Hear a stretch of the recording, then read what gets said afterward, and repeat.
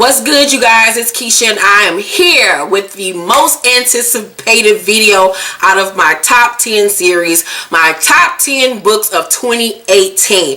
But it's not gonna be my top 10. It will be my top 13 books because I could not narrow down the list. These are the best books that I have read in 2018. I had to share all 13 with you guys, so get ready. All the books will be listed down below with the links attached to them so you can go and read them or purchase them yourselves. So let's get into my list. Number 13 is Power by Kenya Wright. Power is an interracial gangster romance with twist, honey. It is the Den City Book 1. Now, this book did not come out in 2018. It actually came out in 2016, but I did not discover it until this year. This book made my top 13 list because it was a dope interracial love story, and I love the mob part of it. The story takes place in this make-believe city that the author created, and there are some twists to this story that I did not expect to happen. I don't want to give it away, but the book takes a turn that you will not be expecting, but you will enjoy. It's a little scary, it's sexy, it's funny. The heroine of the book is outright hilarious. You're gonna love her, you're gonna love him. It's an overall dope book. Be ready for the twist that I was telling you guys about. That's what's going to really draw you into this story and sets it apart from any other interracial romance that I have ever read before. So make sure you check out Power by Kenya Wright. Number 12 on my list is Loving a Cold-Hearted Savage, Fire and Ice by L. Casey. This book captivated me. I read this book during the summertime. I remember being in my bed, reading it at night, and just being totally captivated by it. I read book 1 in a few hours, read part 2. I believe it's a 3-part series, so you have a full series to read. Every book was bomb. L. Casey quickly became one of my favorite authors this year. I really like her voice and her as a writer. I like the stories that she pens. Nothing is like the last that I've read from her, but this one in particular stood out because of the love story between Ice and Fire, as well as Jace and Layla's story. I just love their love stories. The around the way characteristics of it. You know, after you've read so many urban fiction novels with the whole dope dealer thing, it becomes mundane that you've read the story over and over again. But this author does a twist to that. It's nostalgic. It takes you back to being a teenager, a young adult, falling in love, going through that stage and era in your life, and learning about love and relationships and friendships and learning about yourself. That author takes you through those beats into your life. So make sure you check out L. Casey's Loving a Cold-Hearted Savage, Fire and Ice series. Number 11 on my list is by Nakiria Henley. I hope I'm pronouncing her name correctly. Her book is titled I'll Do Anything for My Philly Goon. This book came out this year. The description is, I never experienced a love like this before. Hell, I'd never been with a man of his kind before. My life consisted of the same things every day: gym, work, my parents' house, and home. That was the life I was accustomed to. Things were simple. I had control and knew who I was. All that changed the day I ran into Saquon, a real live street nigga. I hate to admit it, but laying eyes on him for the first time, I was tickled. His demeanor meant business, but his features were blissful. A pretty man, he was dangerous, the wrong kind of man to fall for. Although the wrong man to fall for, I've already fallen. The feelings he gives me, I don't want to be right either. At this point, like I told him, I'll do anything for my Philly goon. Now, I read this book in one sitting. It captivated me from page 1. I loved the female lead in this book. She was strong in some areas, but then weak in others. I did feel connected to her in some areas. The book bay of the book, Saquon, I loved him. He was mean, he was surly, he was arrogant, he was cocky. A lot of the things he took her through, I was like, girl, But then I kind of understood it because I would have wanted to sit on that dick too. Now, there was quite a few errors in this book, I will say that. But I looked past the errors because the storyline was there. This is a series. It's only 2 parts. Book 1, I really, truly enjoyed. I really liked what this author had to say. I liked her voice and the way that she took this story. It was a different spin on a hood romance. So check out Nakiria Henley's I'll Do Anything for My Philly Goon. Number 10 on my list is SHVONNE LATRICE, She Got It Bad for a Heartless Gangster.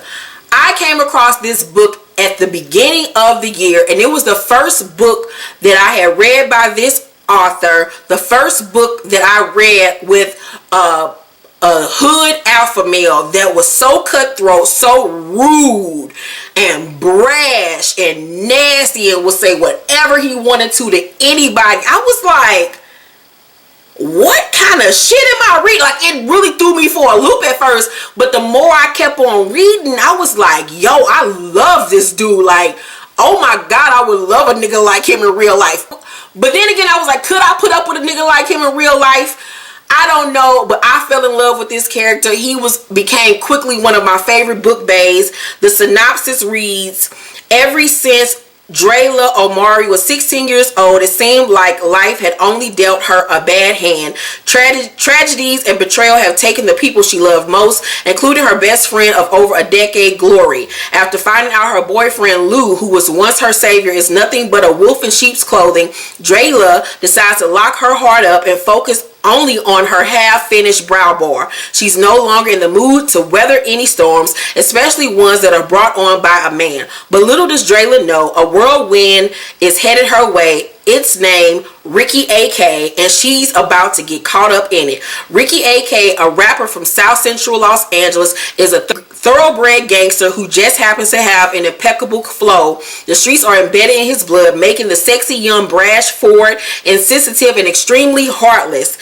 When it comes to getting his deserved respect, Ricky A.K. will put a man, woman, or child in their place with no problem. Girl, he really does, and it makes your panties wet. Like I said, this book took me on a ride, honey, but I was glued to it.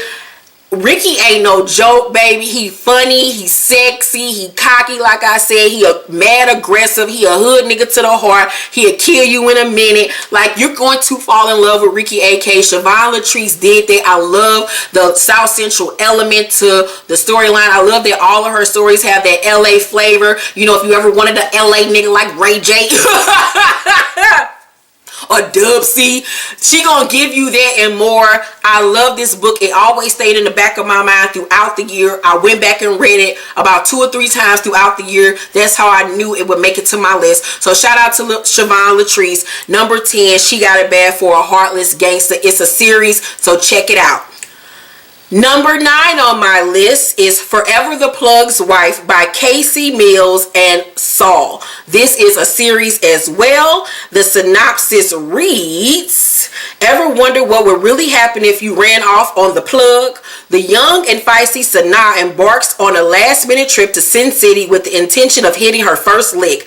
The Jack girl even goes as far as saying I do to a complete and utter stranger, finding herself inside the most expensive hotel on the Las Vegas Strip to commiserate her wedding. A rebel without a cause, not so much. Sanaa has an ill brother, Rakeem, and she's prepared to do anything necessary to ensure her twin lives to see another day. But what happens when the man you dupe into marrying you and rob blind isn't just some ordinary man after all? What if he turns out to be the most dangerous plug on the whole East Coast? She soon finds out that what happens in Vegas doesn't stay in Vegas.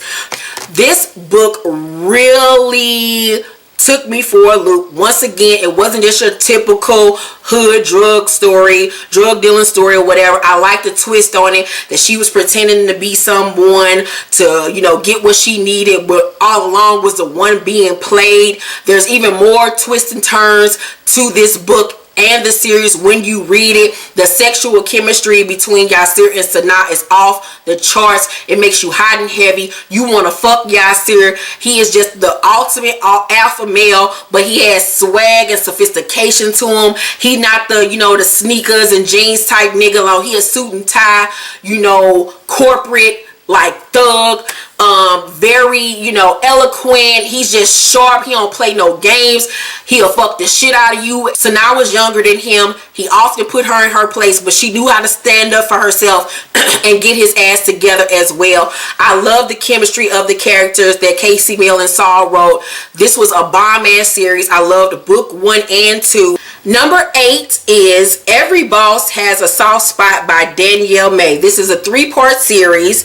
The synopsis reads, Sasha is a 23-year-old aspiring painter waiting for someone to give her a chance to show her talents, but can't seem to catch a break. She works at a call center that she hates and has to deal with her boyfriend's cheating ways. Finally catching him in the act, she breaks the relationship off, giving her full attention to getting her struggling career off the ground instead of a man. A chance encounter with a sexy yet bad-tempered stranger known as Ron turns her world upside down. She tries to avoid him at all costs, knowing that he is bad news. A series of events land her right into a whirlwind romance that she doesn't see coming, but she soon starts to suspect the romance between them just might be one-sided. Danielle May is a new author. I really like her story. It was sweet. It was rough where it needed to be. It was a perfect balance. It wasn't too hood. It wasn't too over the top. I love that she made her female character a painter. She was just a regular everyday girl. She wasn't rich. She wasn't a quote-unquote bad bitch. She was a pretty girl just trying to make it as a painter. I love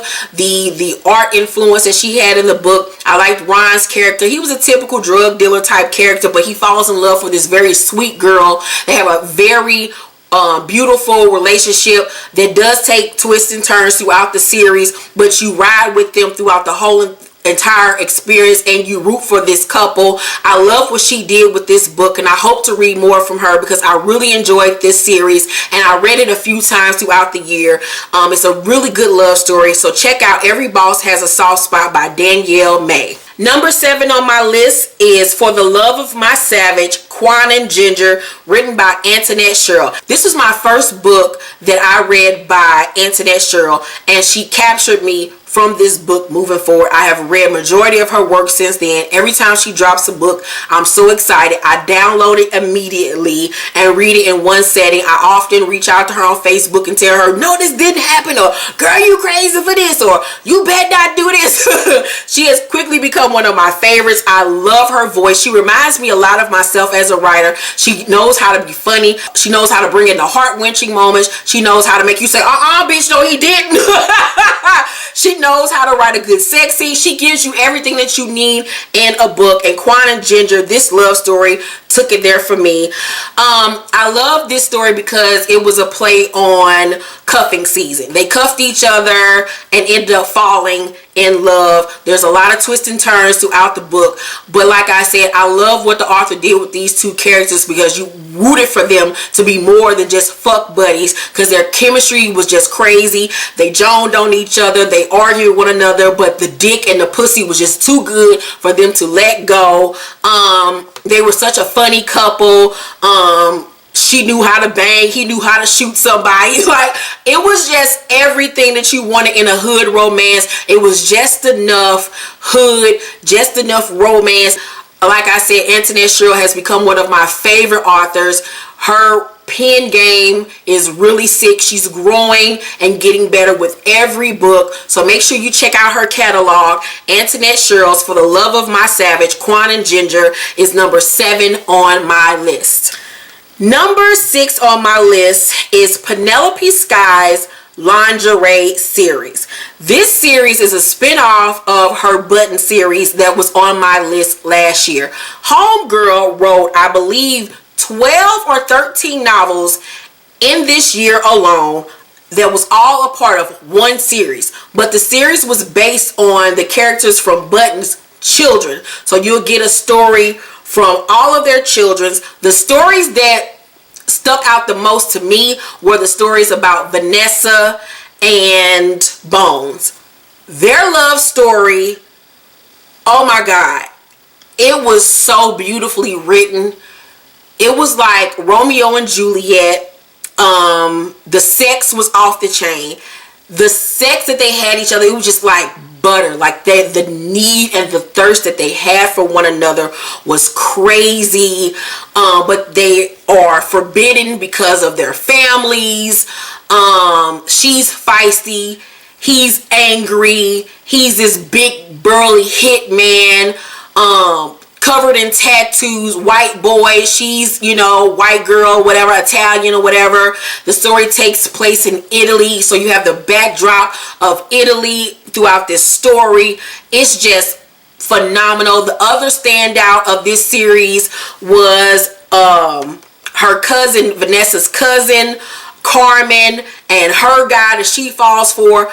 Make sure you read the whole entire series. You will not be disappointed. Like I said, there's about 13 or 14 books in this series, but every book is worth it. If you read Penelope Sky Button series last year, because it was on my list last year and you enjoyed it, then check out this series. It is bomb as fuck. She's one of my favorite white authors, honey. I love Penelope Sky. She also has a pen name, Victoria Quinn.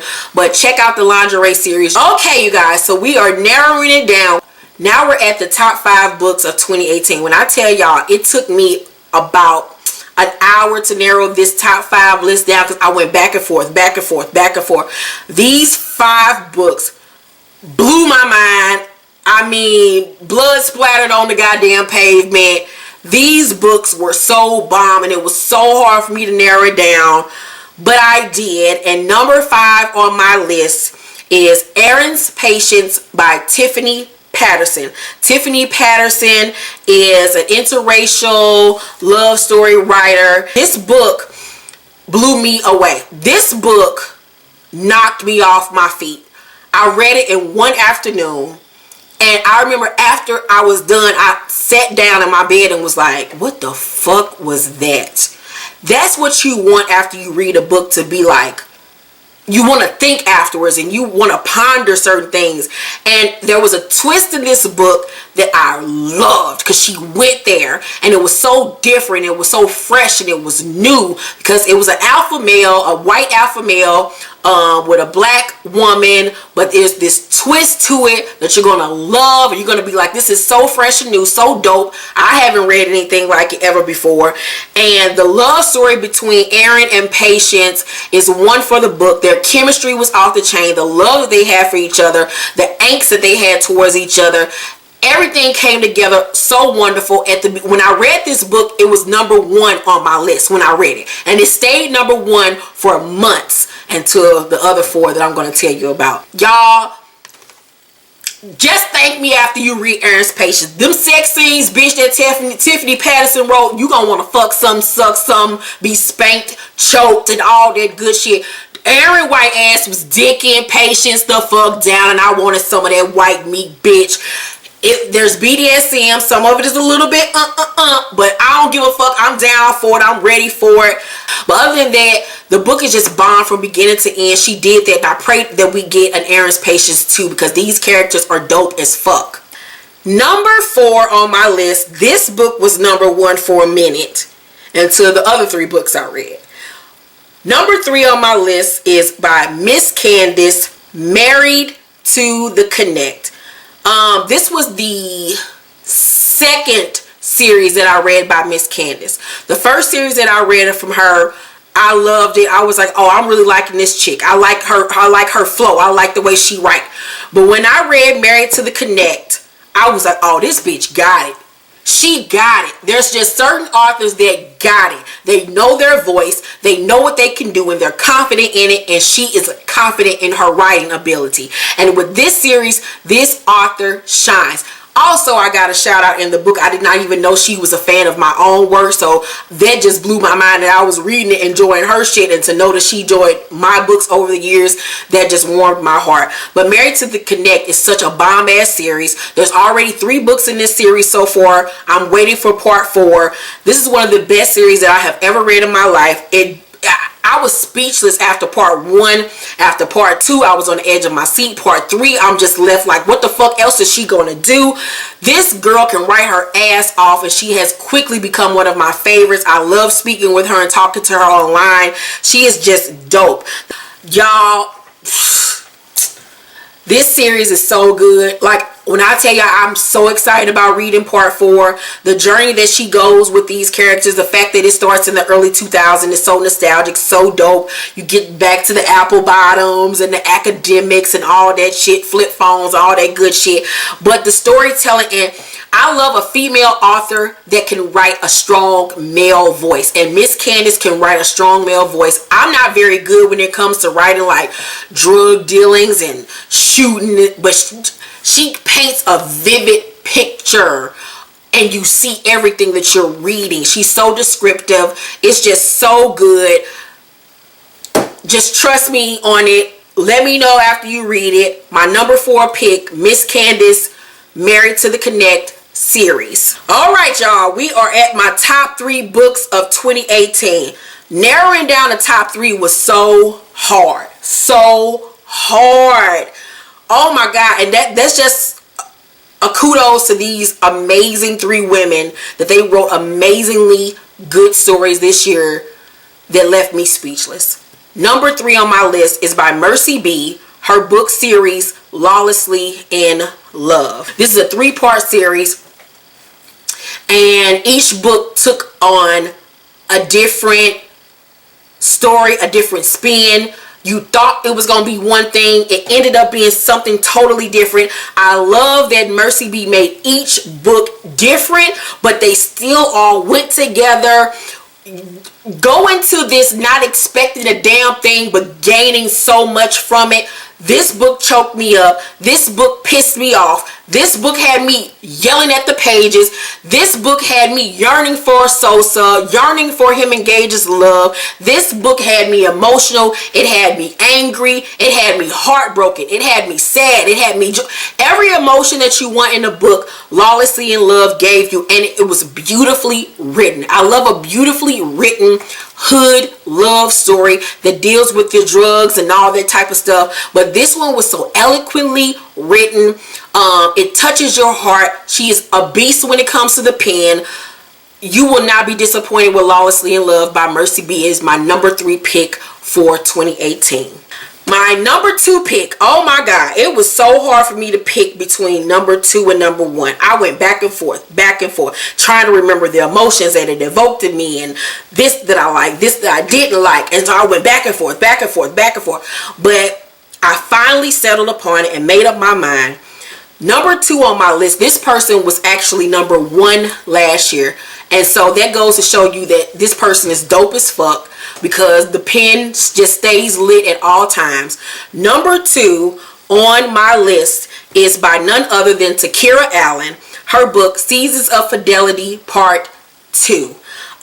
Seasons of Fidelity Part 1 came out in 2017. Part 2 came out this year. It was highly anticipated. We had all been waiting for it. She made us wait a year, and when I tell you that year's wait was worth it, because she wrote the fuck out this goddamn book. But the emotions that she takes you through after the huge plot twist at the end of book 1 and the payoff of everything that happens from that moment on through book 2, it was like I was reading a movie.